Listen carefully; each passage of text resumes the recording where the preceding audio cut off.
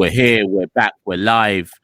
Rumshot Diaries, Season 1, Episode 1. And you know what, Santoki? The reason why I'm calling this Season 1, Episode 1 is because I feel like we're rebranding Rumshot Diaries. Now it's just exclusively for patrons. Let's start as if we've never done Rumshot Diaries before. Yeah, and I think we've always made the joke, which is actually true. There's always a drama in West Indies cricket. So at first we were thinking, how are we going to do a Rumshot every 2 weeks? Would there be enough to talk about? But already this first episode, a lot's happened in the past few days, giving us enough to talk about. And I'm sure we'll do in the next 2 weeks for our next episode. So if you're a Patreon subscriber, thank you for continuing to subscribe. And we'll be producing these every 2 weeks, coming straight to your inbox, whether you watch it live or go back and watch it a few days later. We're here giving analysis on developments within West Indian cricket and maybe some wider topics as well. Look out for some guests as well. We're planning to get a few special guests on in due course. But yeah, hope you enjoyed this rebrand from myself and Michelle. 100. And yeah, as Santoki says, because I'll give you a bit behind the scenes here. I'd said to Santoki that now we better get a guest on the first one. And Santoki was like, no, because there'll be so much that happens by the time we do our first one. We won't even need a guest. And he's right. Like, so much has happened just in the last few days. But you know what? Let's get straight into it. I don't even know where we start. In fact, you know what? I know where we start. Let's start with the contracts. Yeah. The West Indies contracts. Big press conference today with Jimmy Adams, Director of Cricket, and Roger Harper, Chairman of Selectors. Cricket West Indies are exceedingly more and more transparent. They don't just announce these things. They do front up. They do face up in press conferences to explain themselves. And do you know what, Santoki? I meant to get the list out, the retained list, or the new contract list. So bear with me. I've got it here. Read out the name, Santoki. So let's go. So these are the central contracts, the players which have got it. The only player to get an all-format contract, Jason Holder.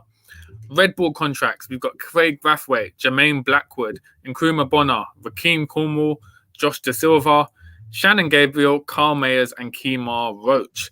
Moving on to white ball contracts, we've got Kyron Pollard, Fabian Allen, Darren Bravo, Shai Hope, Akil Hussain, Evan Lewis, Alzari Joseph, Nicholas Poran, and Hayden Walsh Jr. So a total of 18 players offered contracts, started from July the 1st, 2021, running to June the 30th, 2022.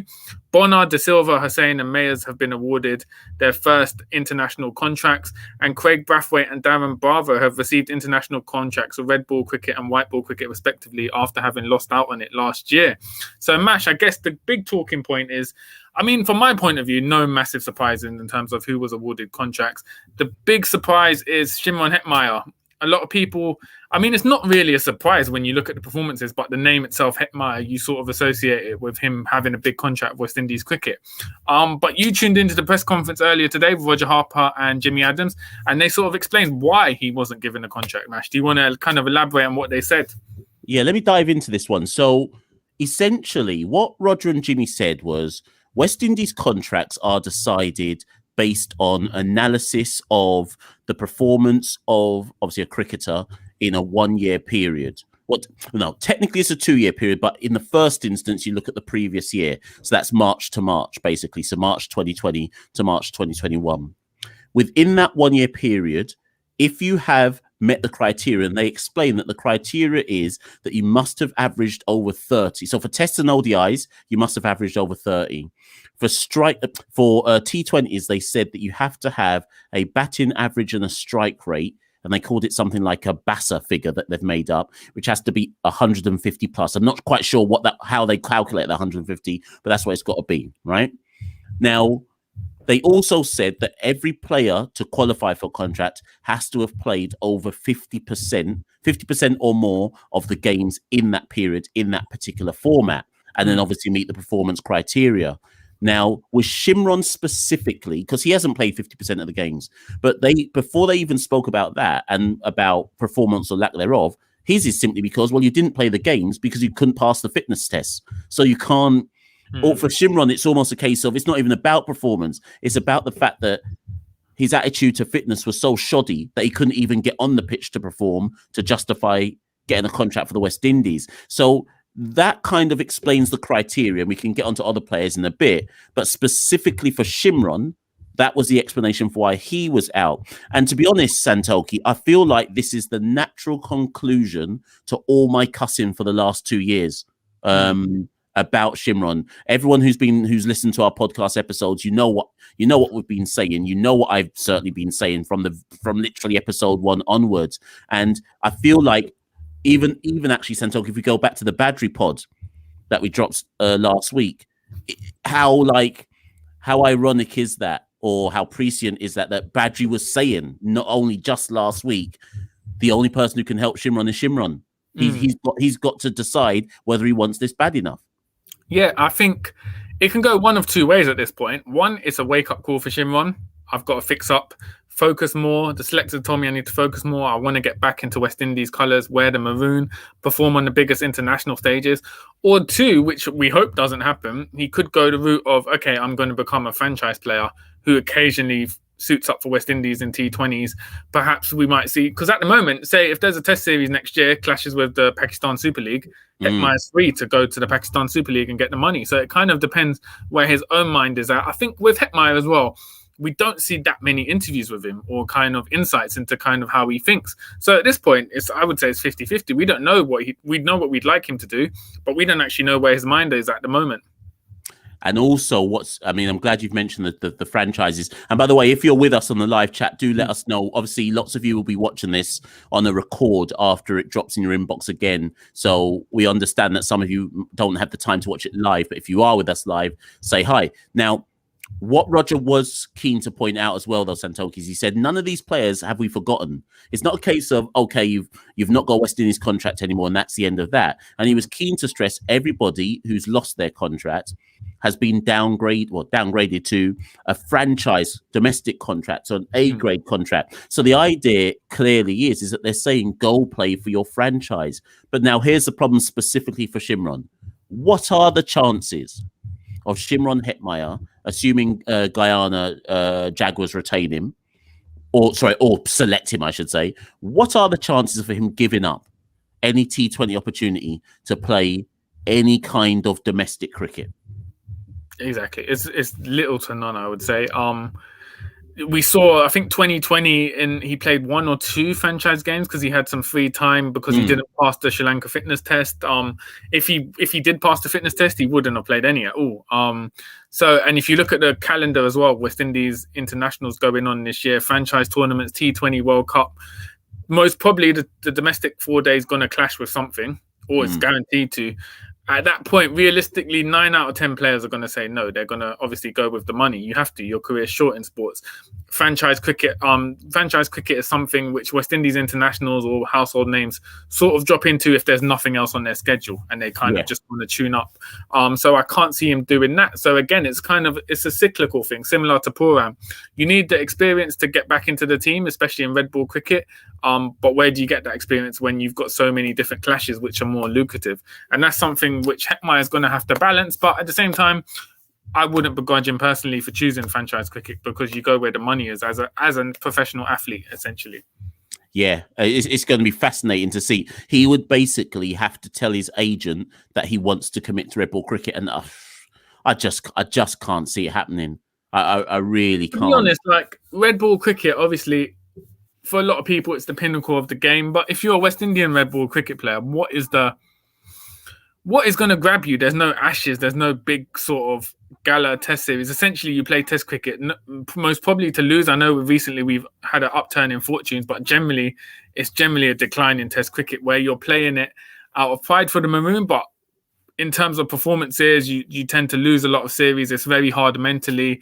Whether someone's willing to give up financial stability and financial riches to put themselves into that, it's a tough decision to make. And the majority of players would not do it. We've seen it not just in West Indies, across the world, really.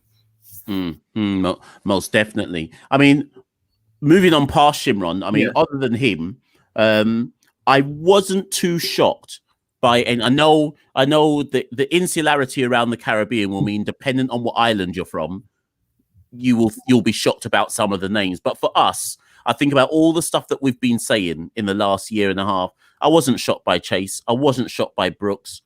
Dowrich, It's harsh on him, but he hasn't been around, so no. The one name I was slightly shocked by was Sheldon Cottrell.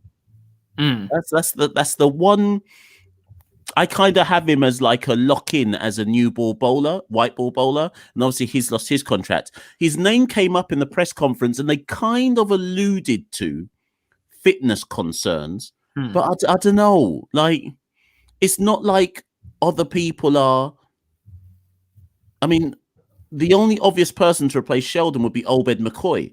But I don't know. That's just an interesting one for me, the Sheldon Cottrell one. And I wonder if Sheldon's just going to get selected anyway, irrespective of not having a contract. But that was the only. Well, and then Hayden Walsh. But before we get to Hayden Walsh, any of those other names shock you?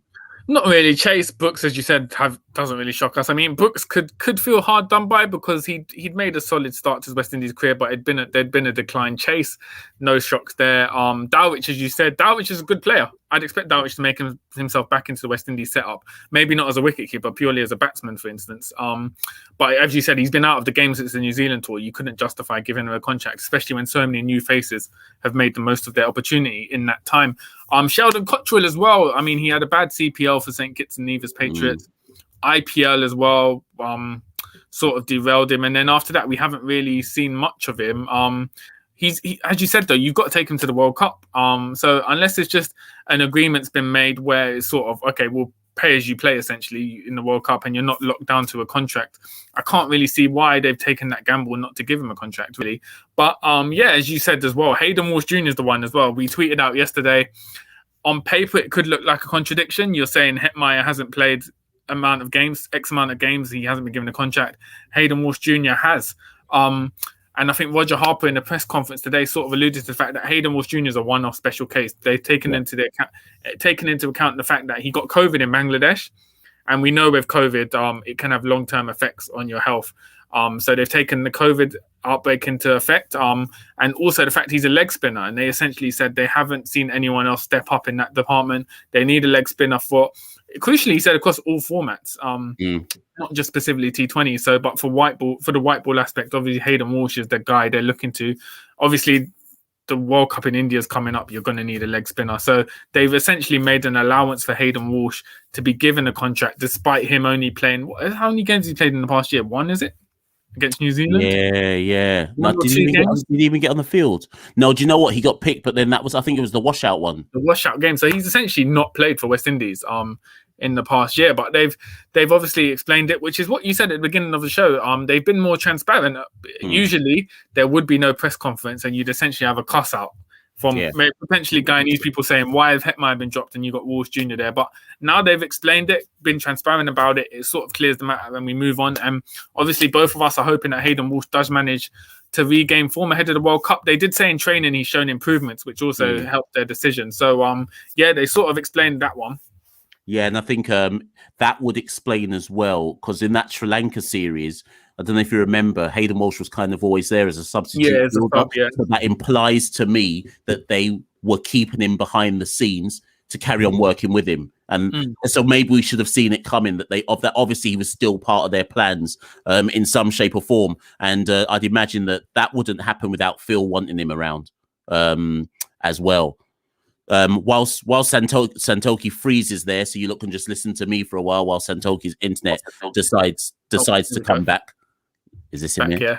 Oh, he's back. Yeah. So that's the contracts. And before we segue into, just also to remind people that today, we're recording this on the 6th, they've also announced an increase to the women's contract. So I think it was 22 players that they said instead of 18 or 19 or whatever it was. So do look at the list as well for the women's contract. They are looking to try and get the women out on a tour later this year. Obviously, they've also got the women on a 1 month camp in Antigua this month. So there is developments going on behind the scenes for women's cricket as well.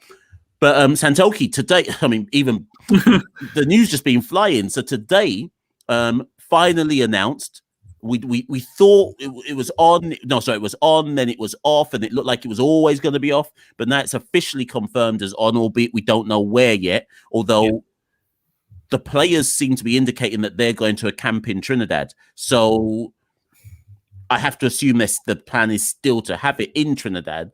But South Africa is going ahead a two test match series and then a 5-match T20 series, and wherever it is, it's all going to be in one island. And the big news out of just the announcement of the tour was also the fact that Graham Smith indicated that they are trying to reach out to Imran Tahir, Chris Morris, and obviously the big name AB de Villiers, none of whom have central contracts for South Africa, but like the West Indies, you don't need one to get selected for South Africa. Any thoughts on the news, Santo? Yeah. So as you said, they've announced, Graham Smith officially confirmed it's going ahead. There was a bit of uncertainty due to what's been going on behind the scenes of Cricket South Africa and the government. But what was interesting was, as you said, the use of free agents to hear Chris Morris, de Villiers. Graham Smith actually cited the West Indies as an example of a side which utilised free agents to good effect in the side. So it looks like, I mean, you wouldn't just throw AB de Villiers' name in there. He's officially retired. You wouldn't throw his name in there without some sort of indication he's going to come back. From a competitive point of view, I would love to see de Villiers playing this tour. Not only because he's a blockbuster player, he'll bring more attention to the series. We've seen it on social media, fans in India, Pakistan, Asia, they all love de Villiers. They all tune into it. And also from a West Indian point of view, you want to face up against the best. We don't want to see a B-side South Africa take on West Indies. We want to see the side that they're going to take to the World Cup. So if we're facing up against de Villiers, that would be great. And particularly if it is in Trinidad, as we said on social media, the reason probably why they haven't confirmed it is they're monitoring the situation. Rising cases in Trinidad, has to see what goes there. If it is in Trinidad, you'd imagine spin is going to play a massive part in that, which will be similar to conditions in India. So that can only help our bowlers if they are facing the likes of, Faf du Plessis, who we've seen tear it up in the IPL, AB de Villiers, all those kind of guys. It will be great preparation for West Indies, and it will be a blockbuster series if we do.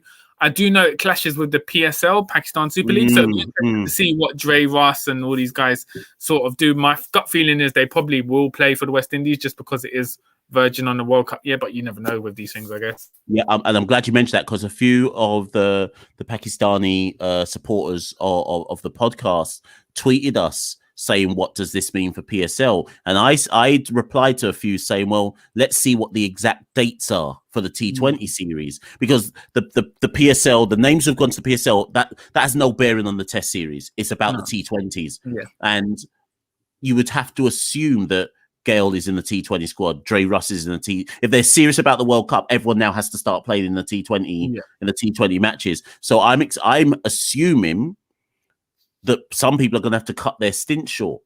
But also, Dre Russ can't pull what he pulled in New Zealand, where it's like, no, actually, I'm just going to go play this tournament. We've only got 15 matches, T20 matches left till the World Cup. I think Phil, or was it Pollard? One of them was saying, now we need to know who our squad is going into the World Cup. I think, and also the fact that the PSL is not going to be a whole tournament is finishing off what was cancelled. And bearing in mind, all these players would have had probably a pretty traumatic experience in India with everything that's been going on. They probably would want to stay in the Caribbean, you'd imagine. I can't see them flying out to Pakistan, the UAE again, just because of what's happened in the past, maybe that sort of risk that you don't want to get stranded in the country. So I think it would suit them more so if they did commit to the West Indies. But money talks. We don't know what, we can't guarantee until we see that match squad come out, be released. But yeah, hopefully we do get to see the best, and it will be a good series. There's particularly the T20s will be good, but particularly the Test series as well, because Machel, you've always said it's going to be a litmus test for West Indies. This is a side, South Africa, their current state, they've lost the star players Amla, de Villiers, du Plessis in the Test arena. They're not in the greatest confidence, so it's a side who we're looking to leapfrog. So that's going to be a good indicator of where we are, and especially confident West Indies, undefeated in 2021, new faces coming in, feeling confident. It's going to be a good competitive series. Yeah, I'm not confident enough to say that we can win that series, but I do think that we should be looking minimum to try and draw it. At least we should certainly not be playing South Africa at home feeling inferior in any shape or form. But I mean, we'll talk about that South Africa tour in later Rumshot episodes, as we know more about who's in the camp, the West Indies camp ahead of that particular series. And obviously, Cricket West Indies haven't actually announced anything from their end yet. We're going purely off what the South Africans have released. But something that we do know about and came to an end whilst we wait for Santoki's dodgy internet to click back in. So I'll freestyle for a while. But something that we do know about that came to an end this week is the IPL, which appears to be on. I think the right word is suspended. It's on a temporary hiatus. Who knows when in the 2021 calendar they can fit that tournament back in. Luckily, Santoki, I've been talking to myself, but basically, I've just segued into the IPL, and I literally just said that who knows when they're going to be able to segue that tournament back in.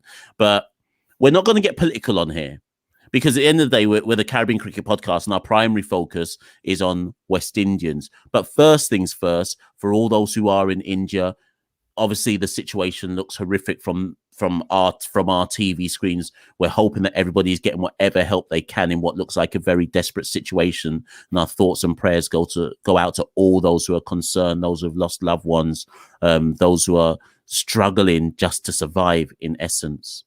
So that goes without saying. From a purely IPL specific scenario and trying to keep it relative to the West Indians, I thought, Santoki, I mean, you and I were texting about it. I thought it was obvious that it was going to get cancelled. You said that let's wait till it breaches. But the minute it breached, it was over within days, like 48 hours, and it was done. I think when we've seen on the news, people, sort of dying in the streets, queues for like oxygen tanks, desperation. Whereas the IPL, BCCI had always kind of promoted this idea of we're in the securest place in India, this watertight bubble. As soon as you had a breach, I think it was a player went out to get an X-ray for their shoulder and they called it at the hospital or something like that. As soon as you had a breach and it gets back into the bubble, it's going to spread because it is a bubble. It's a tight area. So once that happens, you put everyone's health and lives at risk. You have to essentially cancel it. I think the scale of it, I mean, we've seen CPL been held to success. The Lanka Premier League as well have been the two tournaments which have gone ahead. Both of those were in the same stadium, contained. The IPL tried to be on a bigger scale and fly across 6 or 8 different cities through airports, airplanes. It was always going to be hard to do because if you're going through airports, you're coming into contact with different people. It's going to be hard to, and with the virus so prevalent in India, it's going to be a madness. So yeah, it's unfortunate. But as you said, keeping perspective to it, the cricketers have been through a tough time, but they also have the privilege of being able to be flown out and having lived in the bubble. If you think of everyone in India kind of suffering, especially those without the money and resources and everything. So it's a tough one, but I can, again, the focus is already, the thing with social media is people are quick to look at the next take. The thing is, the agenda is already, when is IPL going to be held? Yeah. What slot is it going to be? It looks like it could be before the T20 World Cup or straight afterwards. But that would be something to take into account. But yeah, I think for the West Indian players as well, I guess if we, it's hard because of such a serious issues happen. But I don't think that if you look at West Indian players in the IPL as well, they didn't really, apart from Pollard and Russell had a good sort of first few games. The rest of them sort of didn't perform to their best ability, particularly if you look at Pura and everything. So it wasn't a spectacular tournament for West Indians from what we saw, Mash.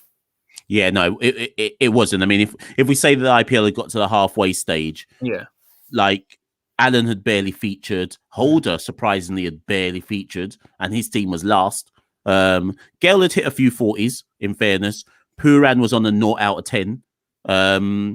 Russell had hit at least 2 quick fires, and obviously Pollard pulled off a masterclass innings, the chase. But you know what? Even though they weren't all on form, I think just that one innings from Pollard, those couple of innings from Russell, where they were both striking at like 250 plus, that alone was enough once again for me to just start tweeting and from the top of my lungs. This is why I'm so confident, because as far as I'm concerned, and even Hetmeyer had an iconic innings as well, for Delhi. So my thing has always been these players are clutch players.